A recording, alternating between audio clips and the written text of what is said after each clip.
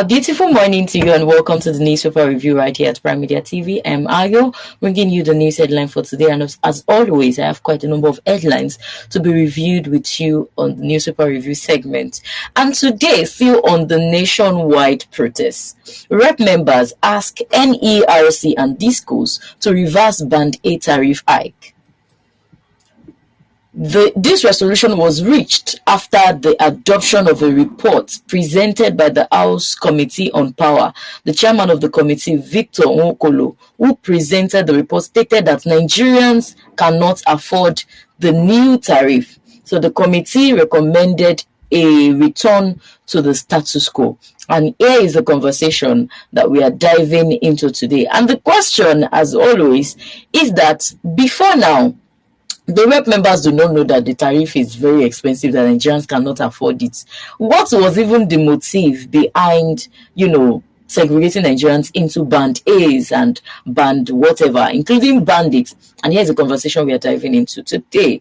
And as always, I have my co-host with me on this table to analyze the segment with me, the person of Nwachukwu Treasure. You're welcome to the show. Thank you very much. I would like to hear your thoughts on this. We are trying to relate all of this conversation because quite a lot of stories that we'll be taking today is actually in relation to the nationwide protests. What are your thoughts on what we see happening? I mean, before now, we see that a lot of persons, including NLC, came out to talk about the nationwide. They talk about the tariff hike, and part of the agendas of the NLC. Part of the agenda of the NLC to talk for the strike they had earlier last month was actually on this issue of segregating Nigerians, segregating Nigerians into bands, and all of those conversations. But here we have the rep member now talking about it, that the tariff is too expensive, from just 62 kilowatts per hour to 225 kilowatts per hour. And here they are saying that Nigerians cannot afford it. So I would like to hear your quick thoughts on why you think they are talking about it at a time like this. Okay. I'm beginning to love what is happening in the country. For the fact that currently nobody agitated for that. When people were, like you said, NLC were making the request, it was not even considered. It was not talked about. All right, among the agenda the NLC presented was this electric tariff, and we all know that it was not talked about. And all of a sudden, they started talking about it. I can see that currently, because of the increase, pressure that is coming from the youth, the people of the country, the owner of the country, we now see that the rep members are no longer sitting balanced. There is now this, should I say, eagerness to now consider the cry of the people. But the problem I am seeing here is that it's already a kind of too late, right? Because there was no reason for the increment in the first place. There was no reason to have divided Nigerians. This thing has never existed before. And the power sector were functioning. So there was no reason for the division in the first place and the increment. And we are seeing this thing. I want to connect it to what the speaker of the Federation, I think somebody that represented the president in one of the meetings, said that the president said there is no need for strike, that they are working on the. So I think it's one of their system to draw the youth or to make the people see that maybe these people are already listening to us. Let's cancel the protest. But I don't see this working, because aside the electricity issue, what about other sectors that has gone down? What about factories, companies that are shut down, businesses that are closed down as a result of this policies. All right, we see here about other embezzlements that have not been recovered. We see here about other frivolities that they are, the money the people should, now the rights they talked about, they shared. There's a case, a story in Ondo State where I think a video or something like that, we can get that video maybe before the end of our review today, of where somebody was showing, I think, a cup of rice or some cups that she received from the same trucks or trailer load of rice that they were saying they dispatched to state and all that. So how long will they continue? Let them come out and address the people. If in a time like this, the president can't even address the nation, does it mean he is not seeing what is coming, or that he thinks the people are not serious? So this thing is not going to stop anything, because this is not just the only reason why people are coming out to protest. The right line for this thing is that it is too late. Too late. Because from April 2021 to July, that's over 2 months now, and they are just beginning to talk about bringing down the tariff hike and all of that. So I think they are pushing the cart before the horse. They could have done this before now. And the only thing I'm saying here is that you have succeeded in showing to us that some Nigerians are more important than the other. That is what the tariff hike showed to, when we had that discussion when there was increase in that tariff hike right here on this table. And we were considering that, why do you have to divide Nigerians? Nigerians are power because we are paying the same money. So they are saying that to some extent, the government cannot continue to subsidize power for Nigerians. Fine, we understand that. We assumed that the Minister of Power, the reason for that strategy is so that they can use the money, that increase, to ensure that our power grid becomes stable. But even from that April up to date, the power grid has collapsed about 2 or 3 times now. So what are they saying? So they've succeeded in showing Nigerians that some Nigerians are more important than the others. So those ones that are more important will be enjoying 20 hours power supply. But the question is even those that are enjoying the 20 hours power supply, can they now afford it? So you see, what I'm saying is that a tariff hike has further strained even the Nigerians that we thought could afford it. So they've taxed the poor, and they see that, hey, these poor people is blood that is coming out of their body. They now choose to tax the rich. Even the rich are saying that you want to kill us, we cannot afford it. I know quite a number of people that you look at them and you look like, oh, these people are living a very rich lifestyle. They are living in luxuries. But even they themselves, they are complaining that the tariff is too expensive. They cannot afford it. I was having a conversation with somebody last night, and this guy was telling me about a family member who is working in a good place, and he said he visited his brother. He said he saw some air conditioner packed and not installed. He was like, why? He said in that compound, in the place, that if you use, because maybe they use prepaid, and possibly they are in the banditry sector, that he complained about how they bill them, how much they pay.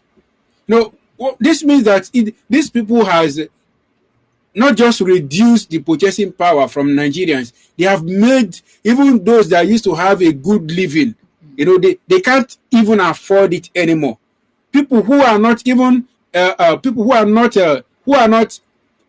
living extravagantly, they still find it difficult to maintain a good standard of living this time because of everything, all the policies they've introduced.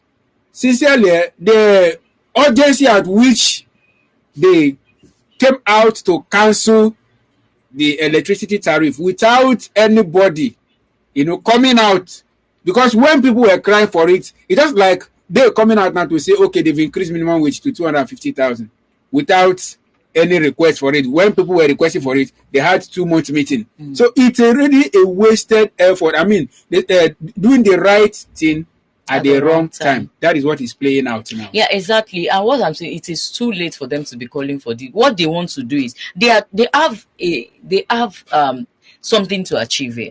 And what they want to achieve is that let's begin to do what Nigerians want us to do.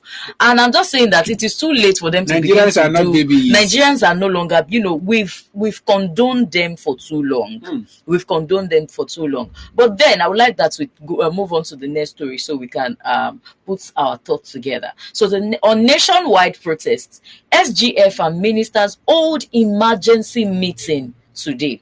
Now let's see the story. The federal government has scheduled an emergency meeting for Wednesday, which is today, Wednesday morning, in response to a planned nationwide protest latest for August 1st. This comes after President Bola Tinubu pleaded with the organizers to shelve the protest and give his administration more time to execute people-oriented programs. A circular shared with the Punch on Tuesday by sources with knowledge of the meeting indicated that all the ministers, the secretary to the government of the Federation, George Akume, and the special advisors to the President on Policy and Coordination, Hadiza Bala Usman, Information Strategy, Bayo Ononuga, and former Minister of Youth and Sport, Sunday Dare, were among those invited for the meeting, and the circular was signed by the permanent secretary of the Cabinet Affairs Office, Richard Felangwa, dated July 23rd, 2023, until it was titled Planned Nationwide Protest. And I just want us to quickly analyze, what do you think, what are the things that you would suggest would be some of the pertinent things that will be discussed from this emergency meeting?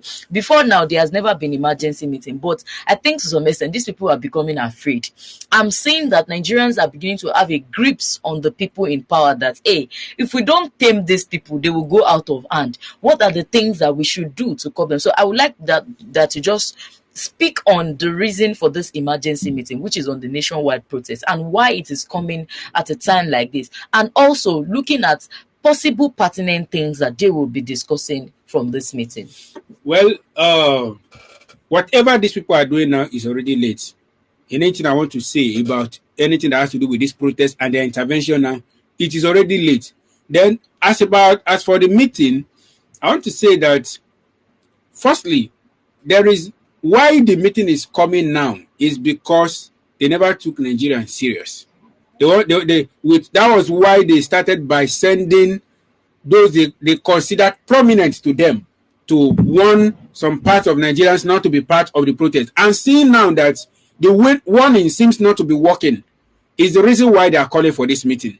Now, they've seen that as the day comes and goes, that the people, the pressure, the tension is increasingly.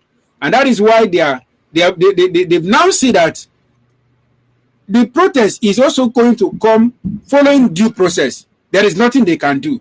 And equally, having seen things that have happened in the other places where this protest has recently happened, they know that there is no going back. All right. And also, being that they cannot lay hold on anyone as the chief organizer of this protest. Of course, we know Nigerians, we know the people in power. If they have seen anybody of such, they would have placed any form of allegation on that person so that they can arrest the person. But because this protest is not a protest organized or ignited by anybody, it is ignited by hunger, ignited by so many things, insecurity, food scarcity. These are the factors that have ignited this protest.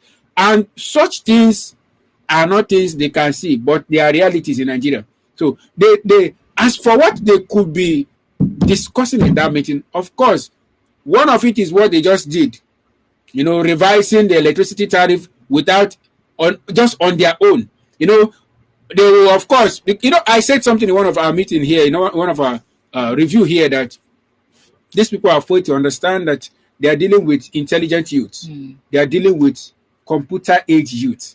They can be good in their games, but Nigerian youth are so smart and intelligent to beat them even in their own games. All right, so they have seen that there is nothing they can do in all their games, in all their strategies they can do to stop this protest. They know that Nigerian minds are made up. Now, about things they can be discussing in this meeting, there is nothing they can discuss because the time is already late. What they want to start doing, the president cannot own up, cannot come out at this time to address Nigerians. He has not. All we have been hearing is somebody say the president say. We want to hear him talk, and Nigerians have been waiting for him to even address the youth. It means he took the youth for granted. It means he does not. He feels the protest is going to be like the NLC protest, that nothing will be achieved. All right, there is nothing they can discuss that can effectively stop or in any way stop the protest, because Nigerian youth mind are made up. All right, I would like to speak in lieu of what the Minister of Information and National Orientation, Mohammed Idris, said on Tuesday. He was conveying the plea of President Bola Ahmed Tinubu, to Nigerians, and he was saying on the issue of the planned protest, Mr. President does not see any need for that. He asked them to shelve that plan, and he asked them to await the government's response to all their pleas. So there is no need for a strike. The young people out there should listen to the president and allow the president more time to see to the realization of all the goodies he has for them. So this was the message that was conveyed by Mohammed Idris to the Nigerians. He was speaking on behalf of President Bola Ahmed Tinubu. And what I'm just saying here is that with the way they are responding to the Nigerian youth, they are not responding sensitively At all. There's a way you see that somebody is in pains. This person is in severe pain, and you are doing sorry now. As in, you are only aggravating why are you crying pain for that small thing? Exactly, you are only aggravating the pain that person is feeling at that time. Because the person is like, you are not sensitive. Can't you see that I'm going through pain? Or you imagine that somebody is bleeding and you with your phone, you're just the person will be furious. The person is not furious. It's even better not to tell the person. It is better not to tell the person sorry at all than to be saying sorry in such a nonchalant way. So I see the Mr. President is nonchalant about what the youth are saying. And it is further aggravating the youth. It is further steering them to action. That if at the point that Nigeria is, you are not saying something that will ease us, you are not telling us, you are not speaking to us, you are not speaking the language you understand, because as at now there is a language that the youth understand, and the language is for you to do their biddings. If you are not doing their biddings, you better keep quiet. So the president is not ready to do the biddings of the youth, but you are just saying there is no need for what you are doing. You are further fueling it. Yes, because this is an already ignited fire, and you are further telling them that okay, what you are saying is even adding fuel to the fire. So there is no how they are going to be quiet about it. And for the meeting that they are calling for, I'm just saying some set of that's why it is an emergency meeting. What exactly do they want to do? What do they want to achieve as at now? Maybe, just maybe, they will be looking at ways to stop the protest. And we can see that part of the things that they will discuss is what are the things that, what are the quick fix that we can do to stop Nigerians. I don't want to go deep into this conversation because consequently in our newspaper review, we'll be having some conversation on some of the things that they may likely be talking about. So for now, we can only assume the things that they would say, and we will await their meeting to help them to analyze it. The truth of the matter is, I said something in one of our review on this protest that, somebody talked about the protest leading to a state of anarchy. And I said that it is the response of the government to the protest that will determine what it will lead to. Because as for the Nigerian youths, the Nigerian people are coming out on a peaceful protest. All right. And the truth is that today is 24th. And we know when the announcement for this protest was made. All right. So if not that Nigerians youth have never been taken serious, they feel that they are old in their game and they know what they are doing. The youth will come as the NLC came and go. There's going to be negotiation. I'm sure they've not been able to see anyone to buy over. Because I know that all this while they must have been set on the ground to look for people, maybe the engine rooms of the organizing, the organizer of the protest, to bring them over, to buy them over. I'm sure they've not been able to lay hold on anybody, and that's why they are calling for this meeting.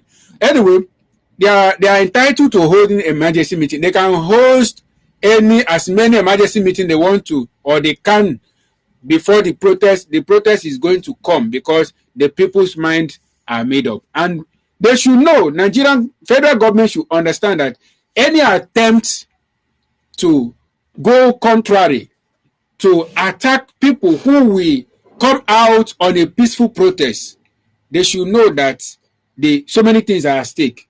And Nigerians are coming out to exercise their legal rights.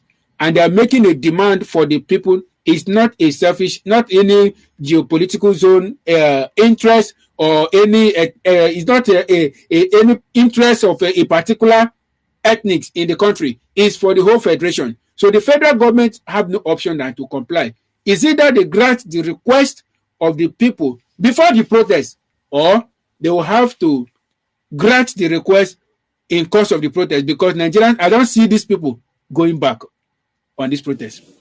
All right.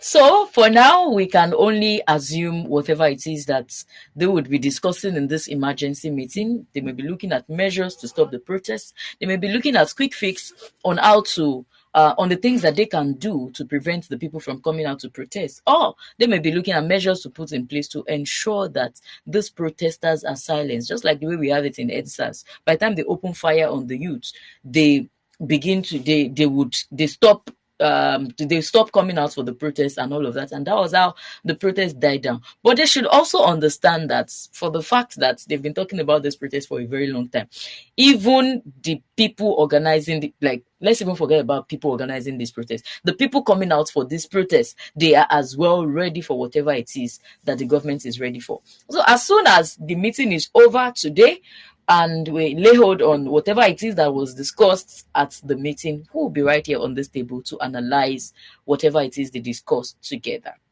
For now, we'll be going on a quick break, and as soon as we get back, we'll dive into another conversation. So please stay with us. We'll be right back.